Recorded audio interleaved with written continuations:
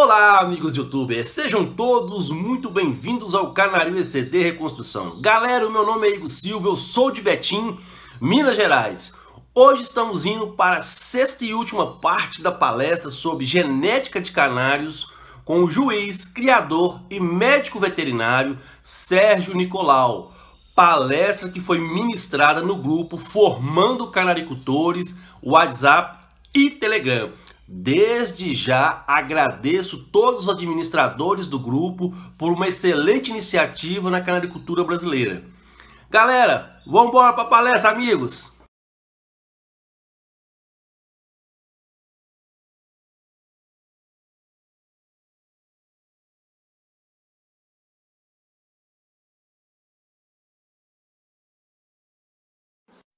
Ronaldo, o casamento de intenso com intenso gera filhotes melhores do que de intenso com nevado? Vai depender do intenso e do nevado que você possui. Se você possui uma intensa melhor que a sua nevada, vai dar. Mas se a sua nevada for uma baita canária, o, o casamento de intenso vai ser preterido, né? Vai ser melhor você casar lá com uma nevada melhor do que uma intensa mediana. Então não tem muita relação. Vai de canário para canário, mais uma vez. Esse tipo de acasalamento duplo intenso, se é bom para concurso, o duplo intenso ele não é muito bem-vindo na mesa, tá? Ele vai perder pontos em plumagem, forma, em tamanho, provavelmente. Pode ter algum ganho, né? Como a pena é mais curta, ela refletir mais, então dá a impressão que ele tem mais cor, que ele tem mais brilho. E a gente julga o visual, né? Não basta, se ele der a impressão que tem mais cor, ele pode ganhar por conta da cor.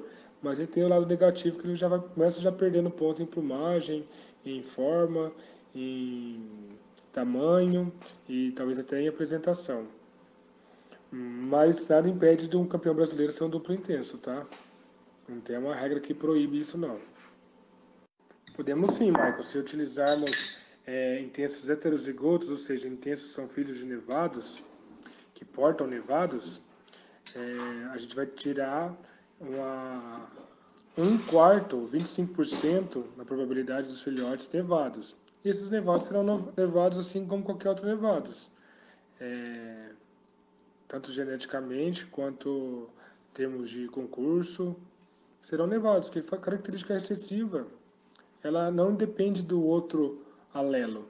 Se ela é recessiva, ela depende só do alelo que ela é transmitida. Então, essa questão de fel tem que fazer portador, elmo tem que fazer portador, nevado tem que ser casalado com intenso. Isso são conceitos que são paradigmas muito fortes que difíceis serem quebrados. Eu já venho falando há uns 10 anos de que não tem necessidade de fazer característica recessiva com outra linha e é difícil. Então o pessoal tem muito preconceito de fazer nevado com nevado, de fazer fel com fel, elmo com elmo e assim por diante. Mas pode sim.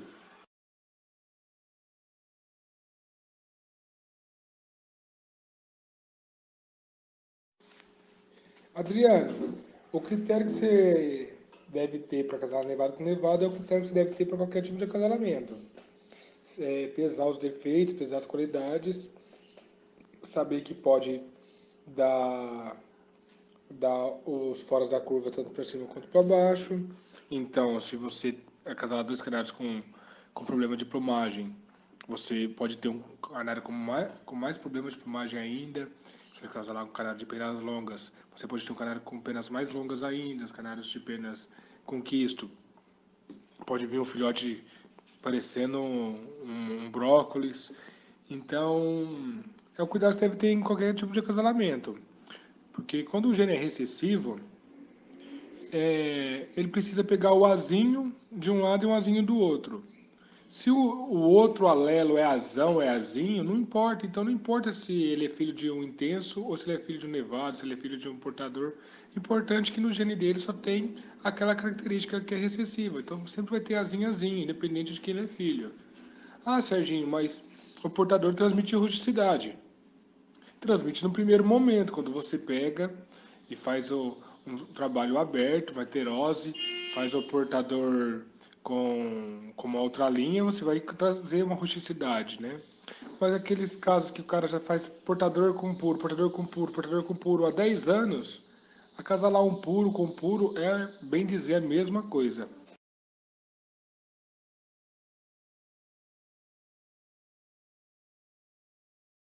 Fala, Julião, beleza?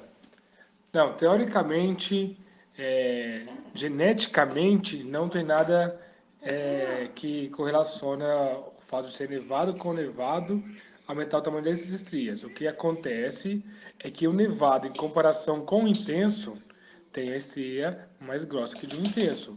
Mas você utilizar nevados de estrias finas com nevados de estrias finas, você não vai ter grande prejuízo na largura dessa estria, não.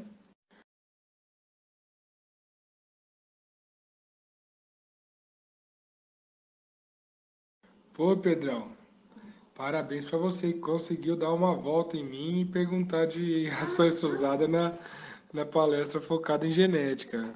Saiu bem aí, viu? Bem, o que eu sempre digo, né? Tem que analisar casos e casos. No caso da canericultura, avaliar qual tipo de extrusada é ideal. Existem vários tipos de extrusadas no mercado, existe. Então o pessoal também está com a mania de avaliar, já usei extrusada e não gostei, mas se usou uma marca extrusada, usou um tipo de extrusada dentro da própria marca, e então tem vários fatores. A ração extrusada, ela, ela vem para ser o futuro da alimentação de aves, né? Assim como foi a ração extrusada de cães. E porque ela é completa, ela é mais próxima do completo, né, que a ave necessita em termos nutricionais, tem o barril nutricional já balanceado. A semente tem os benefícios da semente, tem a questão da etologia, né, que é a ave descascar a semente, questão de antiestresse, e isso tem muita ajuda também na imunidade da ave. Tem os fatores negativos da semente, que é a questão de armazenagem, que pode conter alguns micro-organismos, tem a questão de toxinas, né? Tem a questão do excesso de carboidrato que leva a ave à obesidade e a diabetes, e lipidose hepática devido a essa obesidade, problemas de fígado, né? Então tem que saber, tem o lado é, positivo também, que a maioria ainda usa semente, então na aquisição de uma ave você não tem que se preocupar em adaptar. Mas pelo que eu tenho visto aí agora com essas viagens buscando, buscando as aves para os criadores, uma galera já está utilizando ou integralmente a extrusada ou parcial. Eu utilizei durante 5 anos integral de extrusada e no último ano eu voltei a utilizar parcial. Mas devido ao manejo, devido a estar adquirindo pássaros de fora e ter que adaptar e complica por ser muito próximo da reprodução, mas eu acredito sim no futuro somente extrusada e a semente só como um petisco, né? Só como uma cervejinha do final de semana, que faz mal, mas faz bem.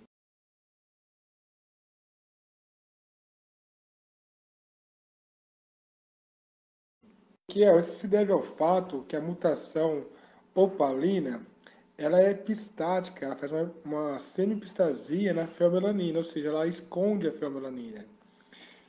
Na genética da ave, ela tem a feomelanina, mas o fator opalino diminui a produção e a visualização dessa feomelanina na plumagem. Então, quando você tira o gene que faz esse efeito, a feomelanina que está contida na genética, ela aparece no fenótipo. Então, é muito comum os portadores de opalino terem feomelanina, porque no fator opalino ela é mascarada. Mas quando você utiliza esses opalinos em pássaros clássicos com pouca feomelanina, você tende a limpá-los. Então, esse portador, se for filho de um ágata bem limpo de opalino, você tirando o opalino do filho dele, tende a tirar filhotes com menos feomelanina ainda. Não, o nevado com nevado só vai ser interessante você fazer em pássaros com boa categoria. Pô, Serginho, mas não existe. Então você pega os melhores de categoria e faz nevado com nevado, assim você consegue visualizar, você consegue ver o quanto nevado o pássaro é, o quão bom ele é a qualidade de categoria. Então fica mais fácil de visualizar. Então quando você casar lá um nevado com nevado de boa categoria, você vai tirar nevados de boa categoria. Quando você casar um nevado de boa categoria com um mosaicado, você vai tirar intermediários, tá? O pessoal acreditavam, né, muito comum esse paradigma, achar que quando você casar um nevado com nevado, você piora a categoria. Você tira um mosaico. Não é assim, né? A gente casar mosaico com mosaico e nem por isso começa a ficar cada vez mais próximo da linhagem fêmea ou vice-versa. Aquela característica ali ela é fixada, né? Você faz uma homozigose dela. Então, Michael, meu conselho aí é procurar fazer nevados com nevados de boa categoria. E se você não tiver nevados com nevados de boa categoria, trazer um clássico com muito boa categoria, um nevado, e acasalar no seu Onix de melhor categoria. Assim você vai tirar já portadores com uma categoria interessante. E dependendo, se quiser arriscar um pouco, você pode fazer até cruzamento de portadores com portadores. Assim que surgir um puro, já tende a ser um pássaro com uma ótima categoria, né? Mas, porque quando você voltar no Onix, que já não tem tanta categoria, você vai perder um pouco do que o clássico te trouxe. Mas é trabalho. Mas acredito que não é um trabalho rápido de primeiro ano, mas você pegando o seu melhor pássaro de categoria e acasalando com um clássico de ótima categoria, ambos nevados, que você vai estar visualizando, né? Poderia ser um intenso? Poderia. O problema do intenso que eu vejo é que muitas vezes você não está visualizando o que tem por baixo do intenso. Porque por baixo do intenso pode ter tanto um nevado de ótima categoria como pode ter um mosaico. E aí você pega seu melhor pássaro de boa categoria casado com esse intenso e tem um mosaico, pronto, você lavou a categoria do seu nevado, você mosaicou ele. Só complementando, Michael, a maioria das perguntas que o pessoal realizou, como que eu faço para obter isso? A maioria das vezes a resposta é injetando essa característica no plantel. Como que a gente vai injetar essa característica? É, Muitas vezes é pegando um pássaro de outra cor que tem essa característica e tá transmitindo até fazer essa cor ter essa característica, tá? Então é aí que é interessante o trabalho com portadores, tá? Aí sim tem fundamento fazer portadores, trazer características dos clássicos para as mutações ou vice-versa. Agora esses portadores que não têm planejamento nenhum no acasalamento, só porque ensinaram o que tem que fazer com portador, o que tem que fazer com intenso, isso não é regra, tá? Para nenhuma cor recessiva. Para cores dominantes, sim. Por exemplo, verdes portadores de canela. Algumas mutações têm uma ótima resposta, bem significativa.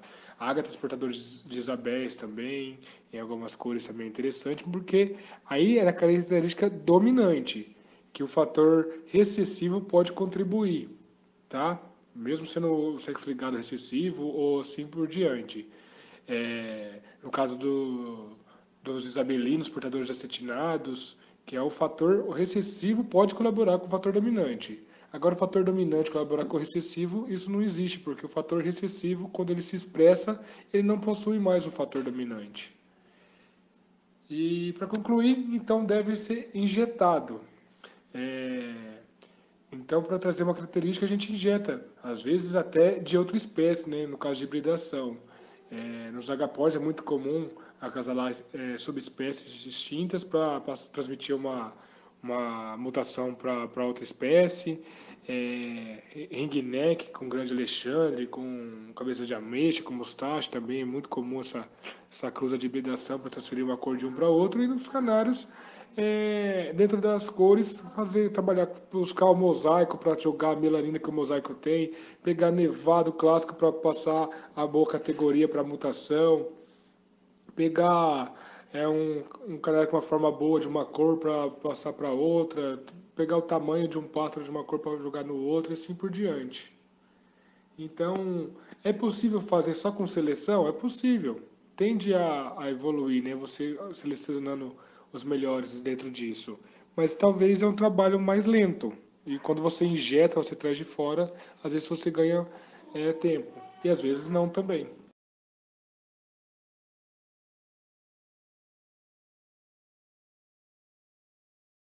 Boa noite, meu amigo Carlão. Tudo bem? Bem, é, o que eu tenho visto da pigmentação de partes córneas é que ela também é um fator de baixa herdabilidade, ou seja, é, a, o fator genético não garante o aparecimento dela. É claro que tem que ter fator genético. Quando é baixa herdabilidade, não quer dizer que o pássaro, que aquela característica não depende de genética, mas sim que ela depende de genética e mais ambiental. E no caso das patas, o ambiental seria a luz solar, né, para bronzear as patas e acelerar o processo de formação de melanina. Tem a questão de alimentos que utiliza ou como matéria-prima da melanina, ou que também estimula a formação delas nessas partes córneas. Eu não tenho experiência com, com isso por conta de que a planta que eu consegui, a Proligno albert, infelizmente não estou conseguindo desenvolver as mudas delas. A planta mãe está lá em Barretos, do meu pai, na horta, e ele faz 50 mudas por mês. Quando a gente acha que ela pegou, que está pega, eu trago para Londrina e acabam morrendo todas. Então eu não consegui testar ainda. Eu vi também um trabalho de um criador que utilizou o Black Magic e teve um resultado bem satisfatório na coloração de patas. É difícil avaliar se teve na plumagem por conta que teria que estar acompanhando mais de perto esse trabalho. Eu mesmo não utilizo o Black por questão do custo, que para mim que tem bastante casais, esse custo que aumenta por farinhada, visto a necessidade de pigmentação e o que valoriza no pássaro com o ganho de patas, eu acho relevante. Inclusive até trago da Europa para venda, mas não vou falar, não, pessoal, usem que esse é o caminho. Para quem tem poucos casais, é especialista de uma cor, é interessante estar conhecendo e analisando, tirando as próprias conclusões. Para quem tem bastante casais, e é difícil falar assim, vou separar e vou dar só para os top. Eu não tenho essa condição de fazer isso no meu manejo, né, devido a tempo, ou necessidade de funcionários, mão de obra, né, mas, mas sim, é comprovado, já vi de perto que dá efeito. E outra questão também em cima disso é que quem relata ter trazido pássaros da Europa, buscando a característica de patas e bicos, relatam que os filhotes não apresentavam e que os pássaros que apresentavam no outro ano perderam essa característica. Ou seja, perdeu o fator ambiental, a característica sumiu.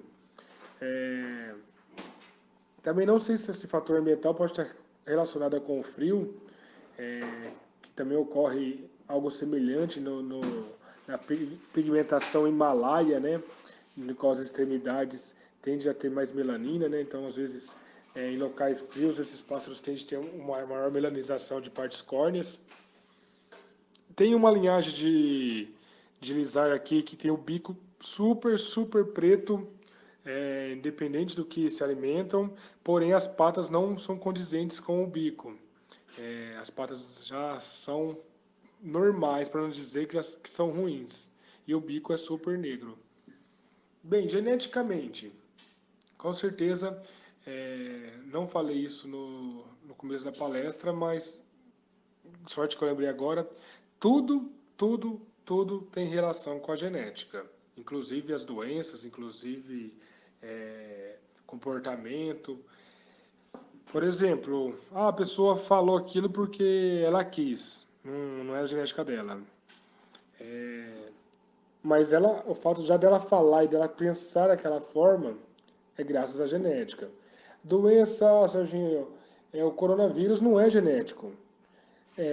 Ele tem uma predisposição genética, sim, por exemplo, que só ocorre em humanos. Então, se só ocorre em humanos, precisa ter uma genética de humano.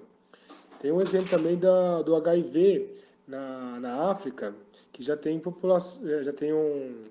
indivíduos que são resistentes ao HIV, que não pegam HIV, porque a genética dele não permite isso. Então, tudo tem uma correlação genética, mas é claro que também tem a questão ambiental que pode trazer.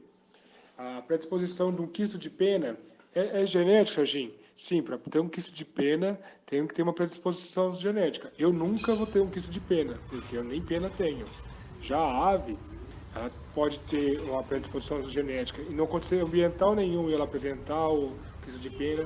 Ela pode ser que ela só aconteça esse quisto de pena se tiver uma condição ambiental, tipo uma debicagem, um problema de plumagem, um problema de nutrição e assim por diante. Então é isso aí, pessoal. Agradeço a cada um de vocês. Fiquem atentos no canal aí, que a qualquer momento pode surgir uma super e mega palestra, beleza? Galera, forte abraço para todos. Até mais. Fique com Deus. Tchau. Fui.